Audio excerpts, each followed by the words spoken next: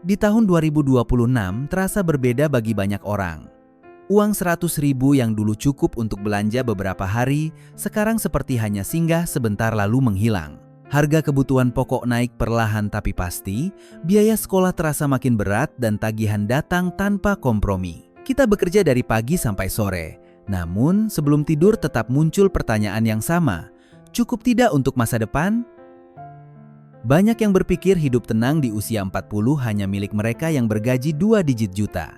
Seolah jika penghasilan masih di kisaran 100.000 sehari, masa depan sudah pasti penuh keterbatasan. Padahal sumber kegelisahan sering bukan pada besar kecilnya angka, melainkan pada cara mengelolanya. Tenang bukan soal nominal, tapi soal strategi dan kebiasaan.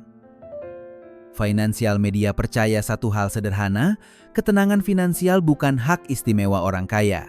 Ia milik siapapun yang mau membangun sistem.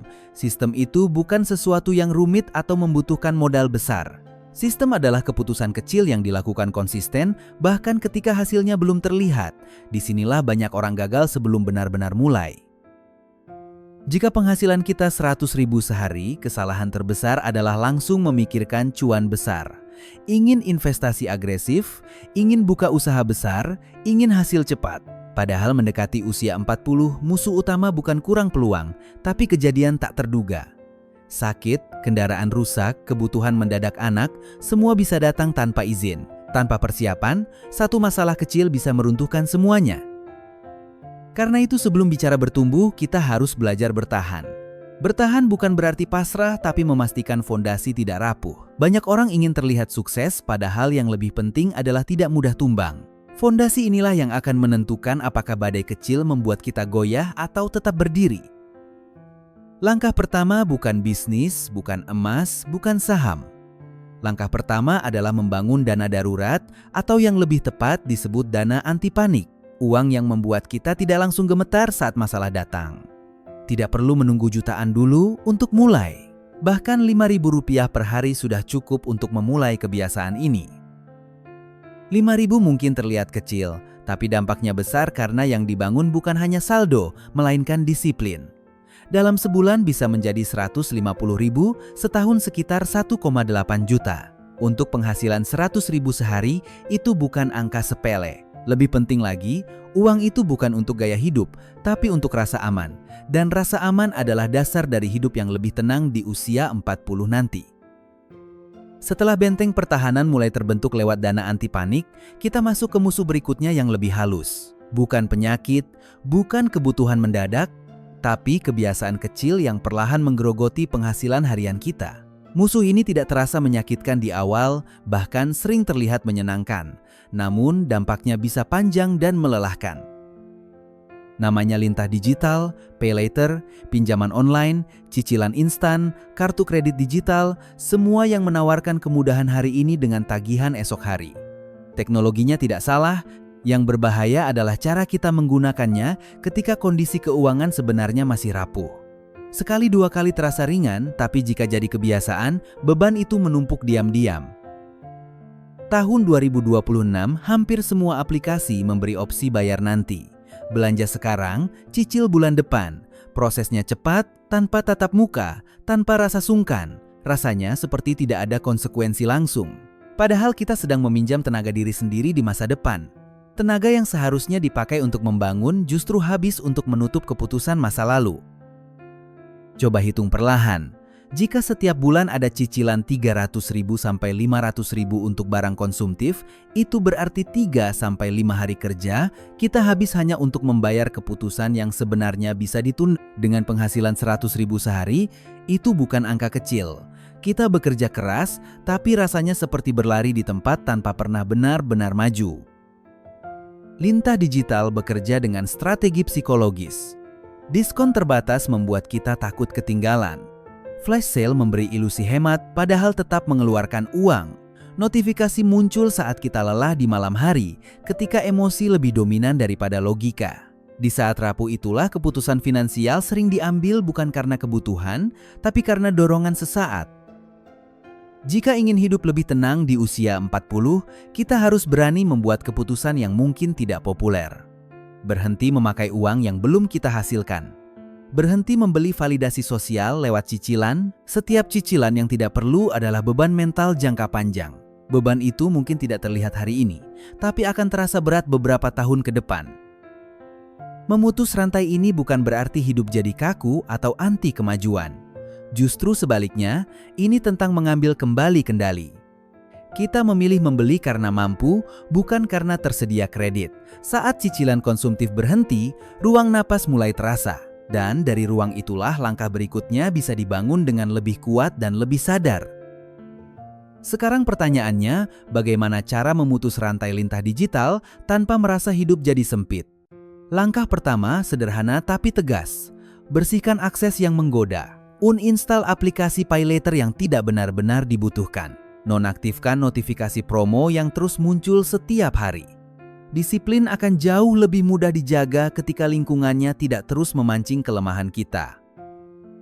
Seringkali yang membuat kita gagal bukan kurang niat, tapi terlalu banyak godaan di layar. Setiap notifikasi diskon adalah ajakan untuk mengeluarkan uang. Jika penghasilan kita 100.000 sehari, satu keputusan impulsif bisa menghapus hasil kerja beberapa jam. Membersihkan lingkungan digital adalah bentuk perlindungan terhadap diri sendiri. Langkah kedua, ubah pola pikir saat ingin membeli sesuatu. Biasakan bertanya, kalau tidak ada pay later, apakah saya tetap beli? Pertanyaan ini sederhana tapi tajam. Jika jawabannya tidak, berarti itu hanya keinginan yang dipermudah oleh sistem cicilan. Kita belajar kembali membeli karena mampu, bukan karena tersedia fasilitas utang. Langkah ketiga, terapkan aturan 30 hari untuk pembelian di atas nominal tertentu, misalnya 300.000. Jangan langsung beli. Tulis dulu di catatan, lalu tunggu. Jika setelah 30 hari masih terasa penting dan uang tunai sudah tersedia, barulah pertimbangkan. Jeda waktu ini membantu memisahkan kebutuhan nyata dari dorongan sesaat. Banyak keinginan ternyata memudar setelah emosi mereda. Barang yang terasa sangat penting hari ini seringkali terlihat biasa saja beberapa minggu kemudian. Dengan memberi jarak, kita memberi kesempatan pada logika untuk bekerja. Cara ini tidak membuat hidup terasa tersiksa, justru membuat keputusan lebih matang dan sadar. Langkah berikutnya, alihkan dorongan belanja menjadi dorongan menabung atau investasi kecil. Setiap kali muncul keinginan membeli barang tidak penting, tantang diri untuk memindahkan nominal itu ke dana darurat atau instrumen investasi sederhana. Kepuasannya memang tidak instan, tapi ada rasa bangga karena kita memegang kendali. Tujuan kita bukan menjadi anti teknologi atau menolak kemudahan. Tujuan kita menjaga masa depan tetap ringan. Usia 40 nanti seharusnya menjadi fase lebih stabil, bukan fase paling berat karena masih dibayangi cicilan masa muda.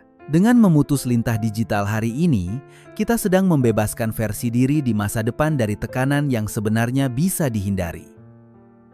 Setelah benteng pertahanan berdiri dan rantai lintah digital mulai terputus, sekarang saatnya naik satu level. Bukan langsung menjadi investor besar, tapi mulai menanam benih kecil. Banyak orang dengan penghasilan 100.000 sehari merasa investasi bukan untuk mereka. Padahal justru dengan penghasilan terbatas, kita lebih butuh uang yang bekerja, bukan hanya tenaga kita yang terus dipakai. Konsepnya sederhana. Ada uang untuk kebutuhan harian, ada uang untuk dana anti panik, dan ada satu lagi yang sering tidak disadari, yaitu uang parkir. Uang parkir adalah sisa kecil yang biasanya habis untuk hal sepele. Tambahan jajan, kopi impulsif, atau belanja kecil yang tidak direncanakan. Nilainya terlihat kecil, tapi jika dibiarkan menguap setiap hari, setahun bisa menjadi angka yang berarti. Bayangkan jika 10.000 atau 20.000 yang biasanya habis tanpa jejak itu dialihkan ke tempat yang bertumbuh. Di tahun 2026, sudah banyak pilihan investasi sederhana seperti reksadana pasar uang atau emas digital yang bisa dimulai dari nominal kecil. Artinya alasan tidak punya modal besar sudah tidak relevan. Yang dibutuhkan bukan jumlah besar tapi konsistensi. Kenapa disebut benih kecil? Karena seperti menanam pohon, hasilnya tidak terlihat dalam seminggu. Tapi jika dilakukan rutin, pertumbuhannya akan terasa dalam beberapa tahun. Kita mungkin tidak langsung melihat perubahan besar, namun kita sedang membangun aset yang pelan-pelan menguat. Ini bukan soal cepat kaya, tapi soal membangun ruang napas di masa depan. Investasi kecil juga membentuk identitas baru. Dari sekadar pekerja harian menjadi seseorang yang menanam modal, sekecil apapun itu. Pola pikir ini penting saat kita mulai melihat diri sebagai pemilik aset, cara mengambil keputusan finansial ikut berubah. Kita lebih berhati-hati, lebih terarah, dan lebih sabar dalam membangun. Di usia 40 nanti, mungkin hasilnya belum spektakuler, namun perbedaannya terasa. Ada tabungan yang tidak hanya diam, tapi bertumbuh. Ada rasa percaya diri karena memiliki cadangan yang lebih kuat. Hidup tidak lagi selalu terasa mepet dari satu tanggal ke tanggal berikutnya. Itu semua berasal dari kebiasaan kecil yang dijaga sejak hari ini. Langkah ini bukan tentang mengikuti tren investasi atau terlihat pintar. Ini tentang memastikan setiap rupiah punya tugas. Uang parkir tidak lagi hilang tanpa arah, tapi berubah menjadi mesin kecil yang bekerja diam-diam. Dan ketika mesin kecil itu terus diberi bahan bakar secara rutin, ia akan menjadi salah satu penopang ketenangan finansial kita ke depan. Sekarang kita masuk ke strategi agar benih kecil yang sudah ditanam benar-benar tumbuh. Pertama, tentukan jadwal tetap untuk berinvestasi. Jangan menunggu sisa, karena kalau menunggu sisa, hampir selalu tidak ada yang tersisa. Begitu menerima penghasilan harian atau mingguan, langsung sisihkan nominal khusus untuk investasi. Anggap itu sebagai biaya wajib masa depan, bukan pilihan. Nominalnya tidak perlu besar. 10.000, 15.000, atau 20.000 sudah cukup selama konsisten. Dengan penghasilan 100.000 sehari, kunci utamanya bukan pada jumlah, tapi pada ritme. Ritme yang stabil akan membentuk kebiasaan. Kebiasaan yang terjaga akan membangun hasil jangka panjang yang lebih kuat daripada setoran besar yang hanya sesekali. Kedua, pilih instrumen yang sederhana dan minim risiko di tahap awal. Reksadana pasar uang atau emas digital bisa menjadi pilihan realistis. Fokus kita bukan mengejar keuntungan tinggi dalam waktu singkat, tapi membangun fondasi yang stabil. Jangan tergoda janji imbal hasil besar yang tidak masuk akal, karena satu kesalahan bisa menghapus hasil disiplin berbulan-bulan. Ketiga, jangan terlalu sering mengecek hasilnya. Ini kesalahan umum banyak pemula. Baru berjalan 2 minggu, sudah ingin melihat pertumbuhan signifikan. Padahal investasi kecil bekerja seperti tetesan air yang perlahan mengisi wadah. Jika terlalu sering melihat naik turun harian, kita mudah panik dan mengambil keputusan emosional. Lebih baik fokus pada proses menambah unit secara rutin daripada sibuk memantau grafik. Setiap setoran kecil adalah langkah maju. Ketika kita menggeser perhatian dari hasil instan ke konsistensi, perjalanan menjadi lebih tenang. Kita tidak lagi terjebak pada sensasi, tapi pada pembangunan sistem yang stabil. Keempat, tingkatkan nominal investasi setiap kali penghasilan naik atau ada bonus kecil. Jika awalnya 10.000, naikkan perlahan menjadi 15.000 atau 20.000 ketika kondisi memungkinkan. Kenaikan kecil terasa ringan, namun efek jangka panjangnya besar. Prinsipnya sederhana, gaya hidup boleh naik, tapi porsi investasi juga harus ikut naik. Dengan strategi ini, uang kecil mulai bekerja untuk kita. Tidak perlu menunggu kaya untuk berinvestasi. Justru dengan disiplin kecil sejak sekarang, kita menciptakan mesin pendukung yang membantu saat usia bertambah. Saat orang lain masih sepenuhnya mengandalkan tenaga, kita sudah memiliki aset yang ikut menyumbang ketenangan hidup. 3 langkah sebelumnya membantu kita mengatur uang, sekarang kita masuk ke langkah yang paling krusial, meningkatkan kapasitas diri agar penghasilan bisa naik. Masalah dari 100.000 sehari bukan hanya soal pengelolaan, tapi soal batasnya. Selama kita hanya mengandalkan satu sumber tenaga fisik, penghasilan akan selalu memiliki plafon. Dan semakin mendekati usia 40, tenaga tidak lagi sekuat dulu. Banyak orang percaya kerja keras sudah cukup. Kerja keras memang penting, tapi tanpa peningkatan skill, hasilnya sering stagnan. Ibarat berlari di treadmill, kita capek dan berkeringat, namun tidak benar-benar maju. Dunia tahun 2026 bergerak cepat. Teknologi masuk ke berbagai bidang, pola kerja berubah, persaingan makin luas. Jika tidak ikut berkembang, kita bisa tertinggal tanpa sadar. Upgrade skill tidak harus mahal atau kembali kuliah. Mulailah dari hal yang realistis dan bisa dipelajari dari rumah. Belajar servis HP dasar, desain sederhana lewat aplikasi gratis, editing video dari ponsel, atau memahami cara jualan online. Pilih satu bidang yang paling mungkin dijalankan sesuai kondisi, lalu fokus mendalaminya. Kuncinya bukan pada banyaknya skill, tapi pada konsistensi belajar. Sisihkan 1 jam setiap hari untuk mengasah kemampuan baru. Dalam sebulan itu sekitar 30 jam. Dalam setahun lebih dari 300 jam. Jumlah itu sudah cukup untuk membuat kita naik level dari sekadar pemula menjadi seseorang yang memiliki nilai tambah di pasar. Skill adalah aset yang tidak tergerus inflasi. Harga barang bisa naik, biaya hidup bisa meningkat, tapi kemampuan yang terus diasah justru membuka peluang baru. Saat kemampuan bertambah, pilihan juga bertambah. Dan ketika kita punya pilihan, kita tidak lagi sepenuhnya terikat pada satu sumber penghasilan saja. Bayangkan jika dari skill sederhana itu muncul penghasilan tambahan meski awalnya kecil. Tambahan 20.000 atau 50.000 per hari sudah membuat struktur keuangan berubah. Dana darurat lebih cepat penuh, investasi lebih cepat berkembang. Dampaknya bukan hanya pada angka, tapi pada rasa percaya diri bahwa kita mampu berkembang. Langkah ini menentukan apakah hidup akan stagnan atau terus naik perlahan. Penghasilan 100.000 sehari bukan identitas permanen, itu hanya titik awal. Dengan membangun skill, kita sedang membuka pintu kedua, bahkan ketiga. Dan semakin banyak pintu yang terbuka, semakin kecil rasa takut menghadapi masa depan. Sekarang pertanyaannya, bagaimana mengubah skill yang sudah dipelajari menjadi penghasilan nyata dan konsisten? Langkah pertama adalah mulai sebelum merasa benar-benar siap. Jangan menunggu sampai percaya diri penuh atau merasa sudah ahli. Pasar tidak selalu mencari yang sempurna, pasar mencari solusi yang bisa membantu. Aksi kecil yang dijalankan sekarang jauh lebih berharga daripada rencana besar yang terus ditunda. Jika sudah bisa servis ringan, tawarkan ke tetangga atau teman kerja. Jika sudah bisa desain sederhana, bantu UMKM kecil di sekitar.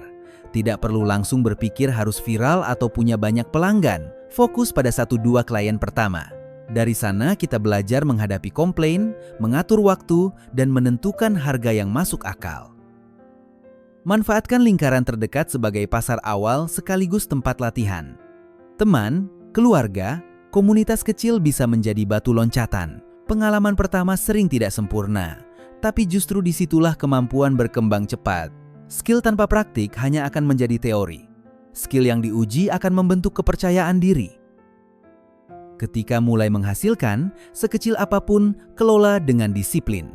Pisahkan penghasilan tambahan dari penghasilan utama agar tidak tercampur dan habis tanpa arah. Jangan langsung menaikkan gaya hidup hanya karena merasa punya uang ekstra. Justru penghasilan dari skill sampingan inilah yang bisa mempercepat dana darurat dan investasi kecil yang sudah dibangun.